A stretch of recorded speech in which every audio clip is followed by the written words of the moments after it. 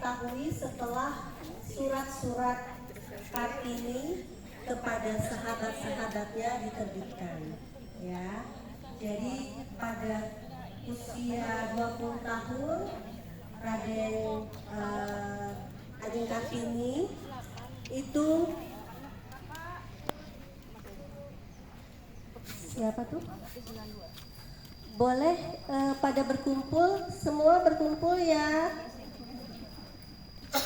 Tidak terpecah-pecah sehingga ininya fotonya bagus, cantik, oke.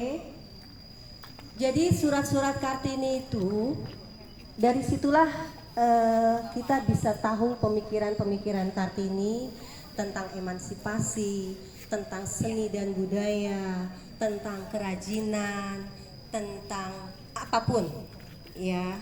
Nah, siapa sebetulnya sahabat-sahabat Kartini akan diceritakan oleh Mbak Ati. Selamat pagi.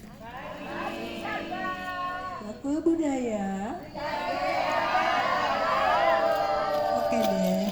Kalau Kartini nggak berliterasi, nggak gaul. Gitu ya.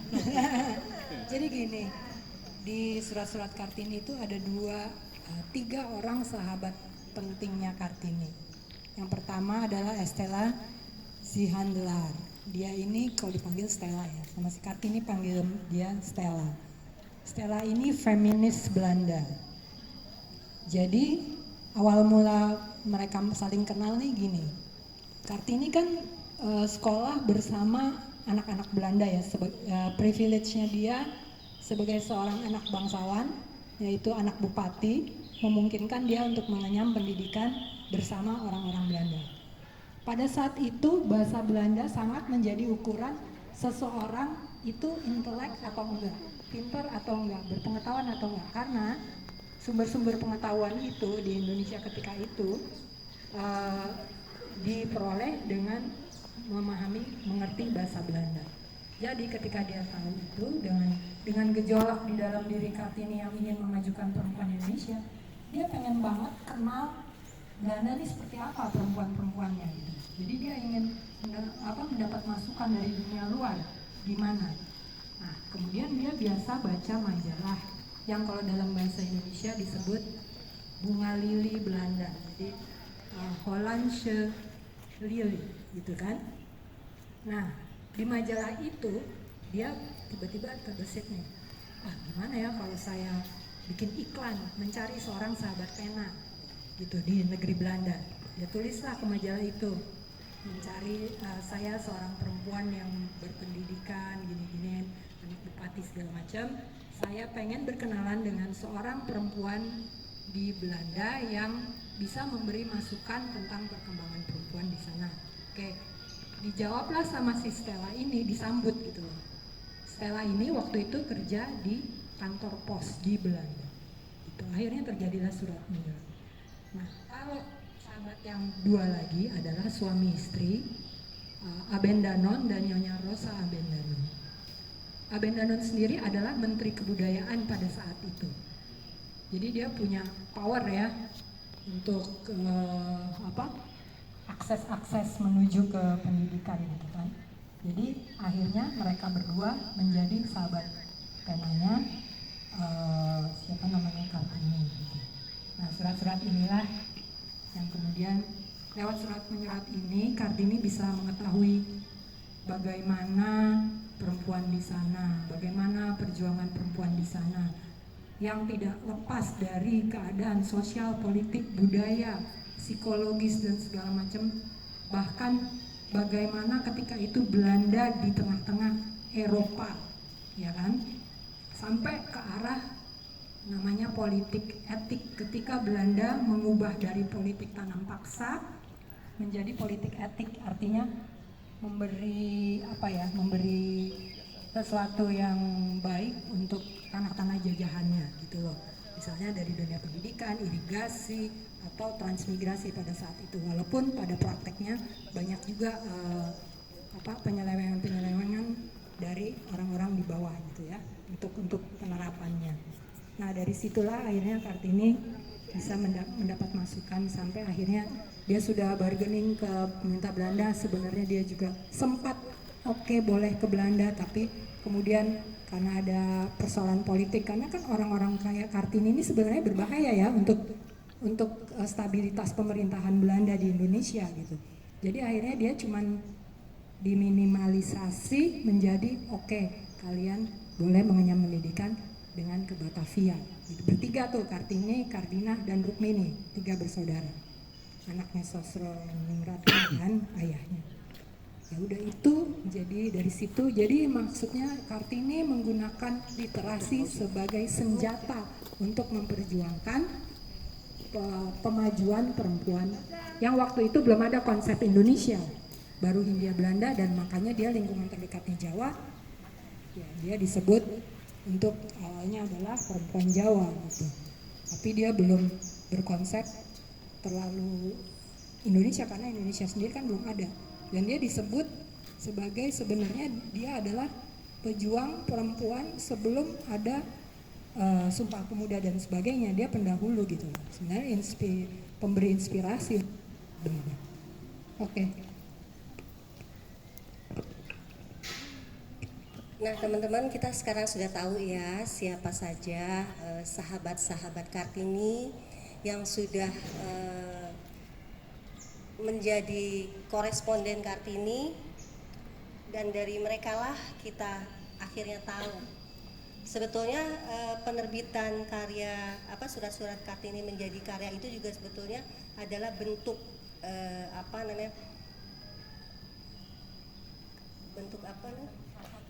menebus rasa bersalah karena Kartini tidak mendapatkan kesempatan untuk belajar ke Belanda. Karena kan setelah seperti kita ketahui Kartini itu dia menjadi dia nikah muda, kemudian dia juga dipaksa untuk menjadi istri yang kesekian, ya kan?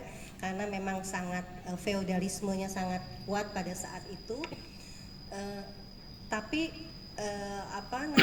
di usia muda juga setelah melahirkan Kartini harus pergi, ya kan?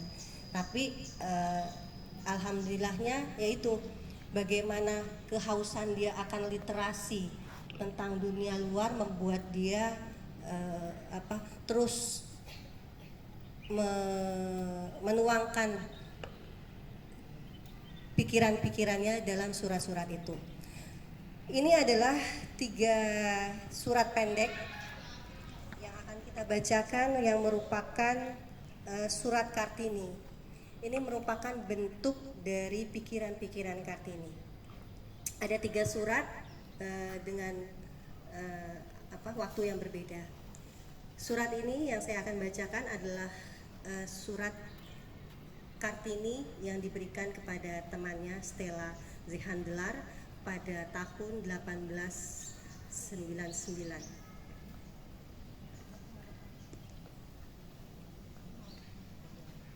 Saya tidak tahu berbahasa Prancis, Inggris, atau Jerman.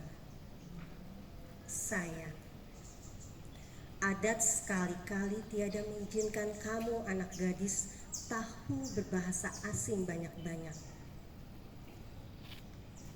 Kami tahu berbahasa Belanda saja, sudah melampaui garis namanya. Dengan seluruh jiwa saya ingin pandai berbahasa yang lain-lain itu. Bukan karena ingin akan pandai bercakap-cakap dalam bahasa itu, melainkan supaya dapat membaca buah pikiran penulis bangsa asing itu.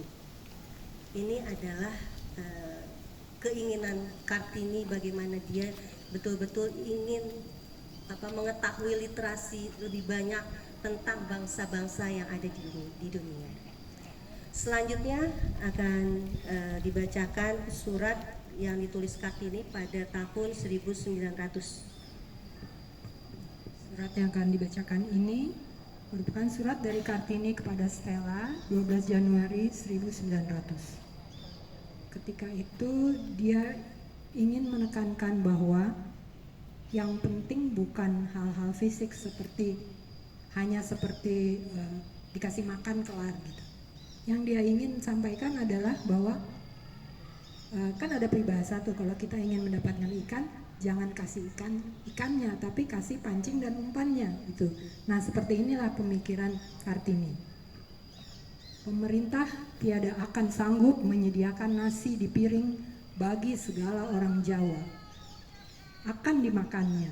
Tetapi pemerintah dapat memberikan daya upaya supaya orang Jawa itu dapat mencapai tempat makanan itu. Daya upaya itu ialah pengajaran.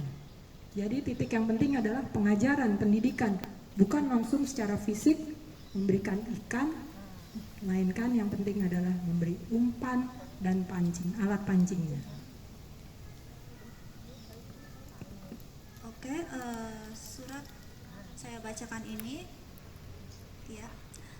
Surat yang Kartini buat diperuntukkan kepada Nyonya Ambedanon, Oktober 1900. Saya tahu jalan yang hendak saya tempuh itu sukar. Banyak duri dan onaknya, dan lubang-lubangnya. Jalan itu berbatu-batu, berlekuk-lekuk. Licin jalan itu, dirintis. Dan meskipun saya tidak beruntung sampai ke ujung jalan itu, meskipun patah di tengah jalan, saya akan mati dengan bahagia. Jalannya sudah terbuka dan saya turut membantu membuka jalan menuju ke tempat perempuan Bumi Putra merdeka dan sendiri. Nah, yang dibacakan oleh Kirana ini adalah betul-betul Kartini itu sudah tahu ya bahwa jalannya itu tidak panjang ya, tapi dia sudah membukakan jalan buat kita perempuan Bumi Putra, perempuan Indonesia untuk bergerak maju dan menjelajah dunia seluas mungkin ya. Kita berikan apresiasi untuk pahlawan kita, Ibu kita Kartini. Semoga 3 surat pendek yang merupakan buah pikiran dari Kartini tidak hanya tentang emansipasi, tapi juga tentang bagaimana kita mesti sadar akan pentingnya literasi dan bagaimana Kartini sudah membukakan jalan bagi kita, ini bisa dimanfaatkan oleh kita dengan sebaik-baiknya. Oke, terima kasih. Tepuk tangan untuk kita semua. Saya yakin bahwa perempuan-perempuan di Bakul Budaya merupakan perempuan-perempuan tangguh yang punya semangat Kartini, punya jiwa-jiwa pejuang, tidak hanya di rumah tapi juga untuk sekitar kita ya. Semangat terus. Jiwa literasi budaya, karena Bakul Budaya memang tidak hanya bergerak dalam joget-joget, tari-tari, geol-geol ya, tapi kita juga harus membuka wawasan kita apapun tentang kain, tentang kebaya, tentang musik ya, tentang kuliner, pokoknya tentang semua. Oke, jadi mari kita saling berbagi ilmu, kita berbagi pengalaman, siapapun boleh ya kan. Kita perkaya diri kita agar kita bisa menjadi perempuan mandiri yang berdaya. Oke, terima kasih.